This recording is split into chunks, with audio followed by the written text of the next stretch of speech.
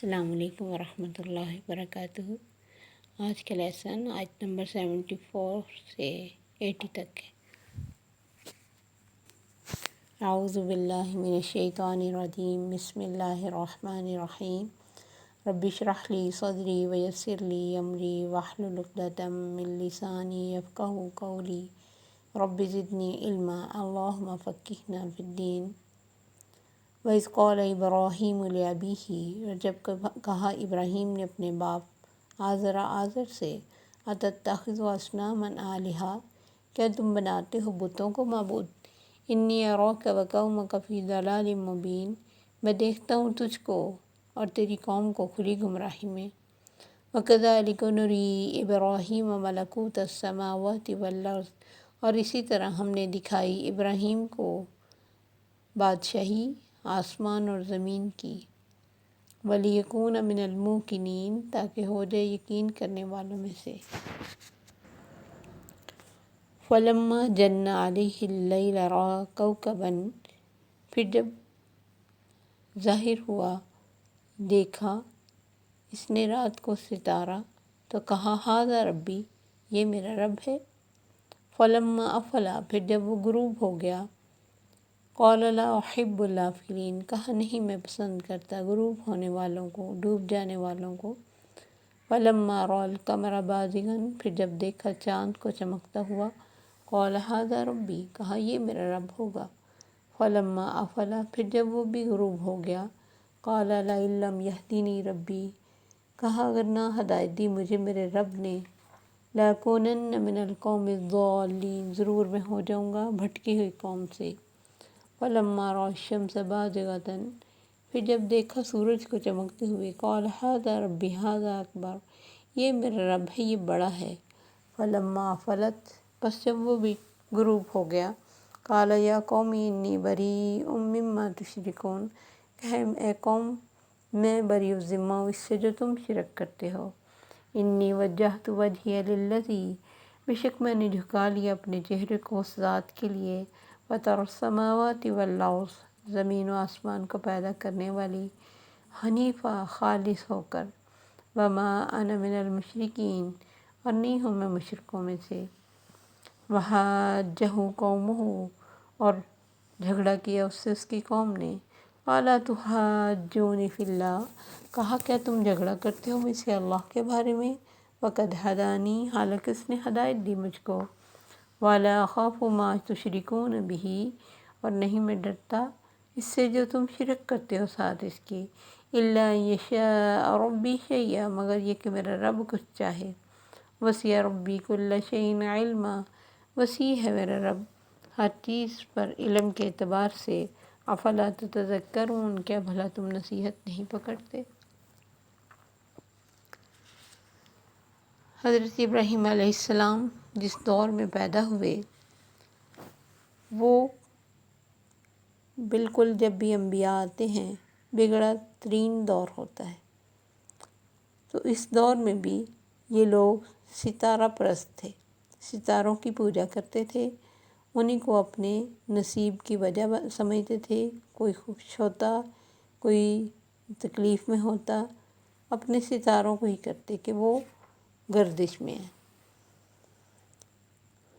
تو ان کا خود اپنا باپ بھی عراق کے علاقے سے، چونکہ نجوم پرستی کا آغاز ہوا، تو ان کا باپ بھی خود روحوں کی پوجا بھی یہ لوگ کرتے تھے، خود ہی سے روحوں کی تصوراتی شکلیں بنائی ہوئی تھیں، پھر ان کے مجسمے بناتے اور ان مجسموں کو مندر میں پوجا کے لیے رکھا جاتا، اور ان سیاروں کے اور ان کے اثرات زندگی پر تسلیم کیے جاتے، ہر ایک اپنی زندگی کی خوشحالی، مرض، موت سب کو یہ ستاروں سے منسوب کرتے، اور انہی کے مضر اثرات سے، تکلیف دہ اثرات سے بچنے کے لیے انہوں نے مندروں میں جو بت بنائے ہوئے تھے، اور ان کے نام پر بڑی بڑی نیازیں اور بڑی زمینیں وقف ہوتی، اور یہ کام مندروں کے پجاریوں کی معرفت کیے جاتے، اور انہی پجاریوں میں سے ایک بہت اہم پجاری، کسی مندر کا شاہی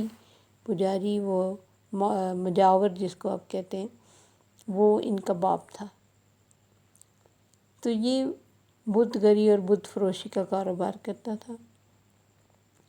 حضرت ابراہیم علیہ السلام نے ایسے ہی ماحول میں پرورش پائی۔ آپ کو یہی پتہ تھا کہ فلاں فلاں قسم کے بت فلاں ستارے کے ہیں اور فلاں بت چاند کے اور فلاں سورج کے اس کے علاوہ لوگوں نے اپنے شہروں کے نام بھی انہی بتوں کے نام پہ رکھے ہوئے تھے۔ لیکن قدرتی بات ہے کہ آپ کو بچپن ہی سے یہ چیزیں پسند نہیں آئی۔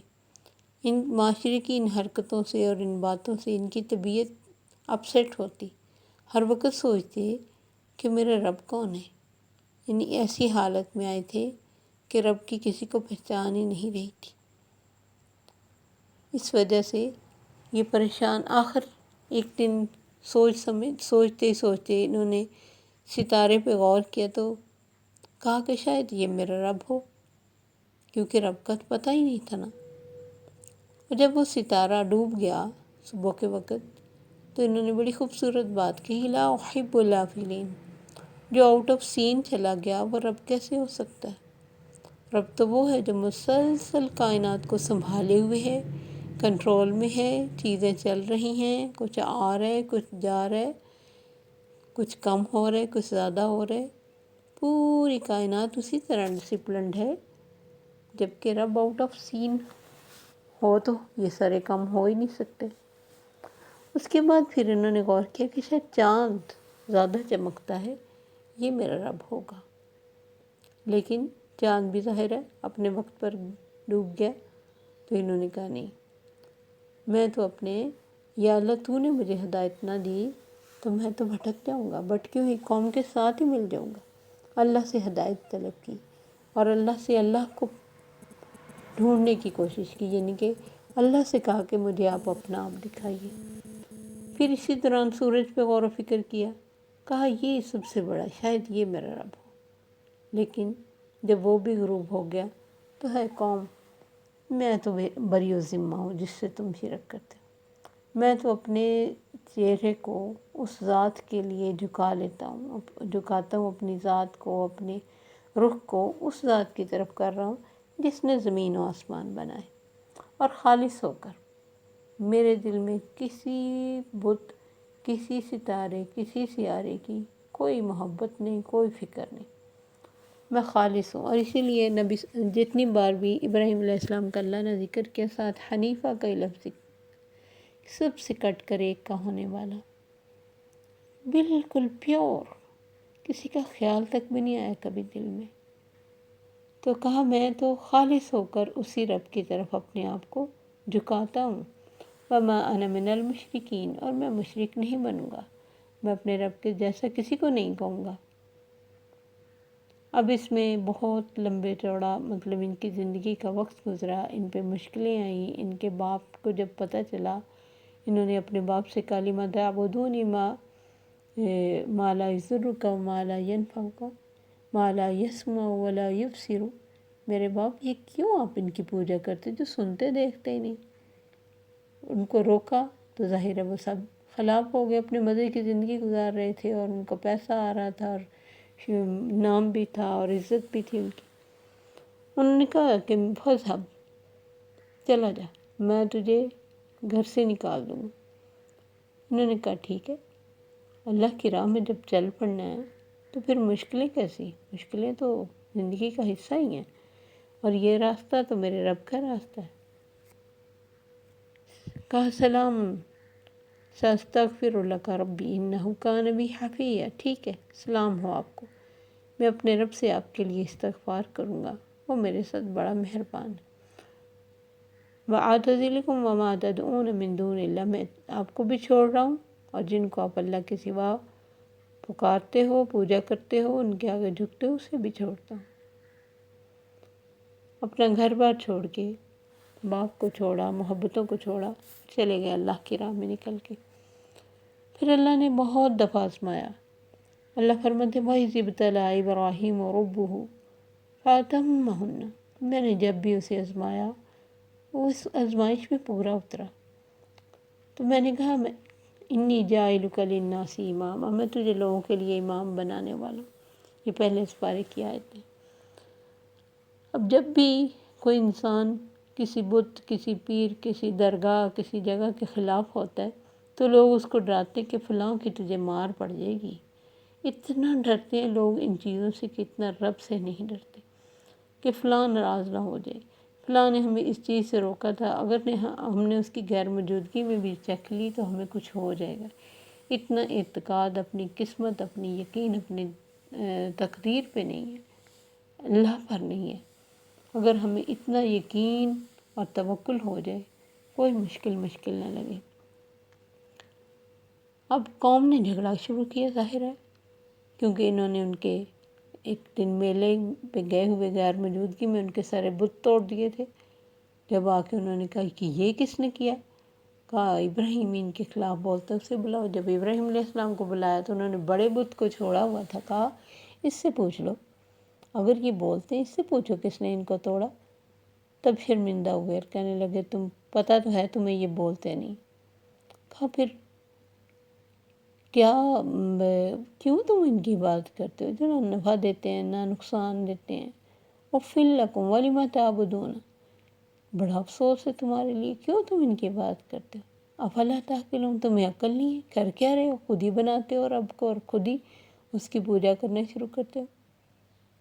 بجائے اس کے کہ وہ بات کو سمجھتے یا اس دلیل کے اوپر یقین رکھتے اور غور و فکر کرتے، انہوں نے کہا حرقوا وانصروا آلہتکم، جلا دو اس کو، ابراہیم کو جلاؤ اور اپنے بتوں کو خشک کرو جن کی شان میں انہوں نے غلطی کی ہے بہت بڑی۔